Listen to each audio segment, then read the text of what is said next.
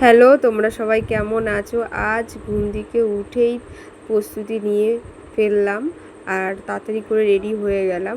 এমনি আমি ঘরের পুজো দিয়েছি, তারপরেই বেরিয়েছি। দেখো, তার মধ্যে খুব বৃষ্টি হচ্ছিল। আর বন্ধুরা বলো তো আমি কোথায় যাচ্ছি? আমি পুজো দিতে যাচ্ছিলাম, কেন আজ শ্রাবণ মাসের প্রথম সোমবার। আর এই দিনটার জন্য অনেক দিন থেকেই অপেক্ষা করছি আমি। দেখো বন্ধুরা, তালা মারা আমি বসে রয়েছি, আর ব্রাহ্মণের বাড়ি কাছেই ছিল। যাই হোক, এদিকে মা চাবি আনতে গেছে, আর ভগবানের কাছে এটাই বলছিলাম যে তোমার কাছে এসছি যাতে ফিরিয়ে না দাও।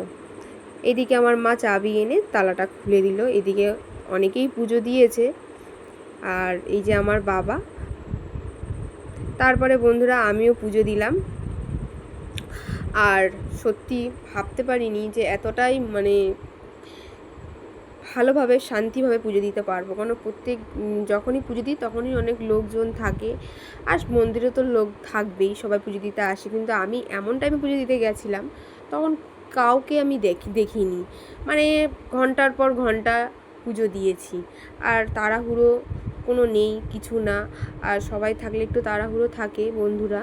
তা যাই হোক বন্ধুরা, পুজো দিয়ে যে এতটা ভালো লেগেছে, এতটা শান্তিভাবে পুজো দিয়েছি, আমার 2-3 ঘন্টা তো লেগেইছে পুজো দিতে।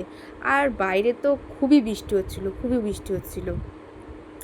যখন ঘর থেকে বেরিয়েছি তখনও বৃষ্টি হচ্ছে, আর ছাতা মাথায় দিয়ে পুজো দিতে গেছিলাম। আর বৃষ্টির মধ্যে আমার খুব ভালোও লাগছিল। আর আর যখন আমি পুজো দিয়ে আমার কমপ্লিট হয়ে গেছে বন্ধুরা, তখনও বৃষ্টি হচ্ছিল। আর মন্দিরে কেউ ছিল না, পুরো ফাঁকা মন্দির। আর এদিকে মন শান্তিভাবে পুজো দিয়েছি আমি। যাই হোক, এটা আমার নন্দী মহারাজ। আর দেখো বন্ধুরা কী সুন্দর করে সাজিয়েছি। আর তার সাথে একটু কি বলবো, ফটো তুলছিলাম। আর নাকি নন্দী মহারাজের কানে কানে নাকি নিজের মনস্কামনা করলে নাকি সেটা সত্যি হয়।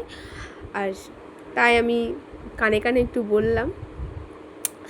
যাই হোক বন্ধুরা, আর এটা কিন্তু সত্যিই হয়, আমি করেছি, আমি তার ফলও পেয়েছি। আর যাই হোক, নিজের মনস্কামনা বলছিলাম। এই যে আমার বাবা। দেখো বন্ধুরা, আমাদের পুজো দেওয়া কমপ্লিট হয়ে গেছে। এখন আমরা বাড়িতে যাব। আর এদিকে দেখো, তখনও বৃষ্টি হচ্ছে, বললাম না। এদিকে আমার মা আছে, আমি আছি। আজকের মতো টাটা অ্যান্ড বাই বাই, সবাই ভালো থাকবে।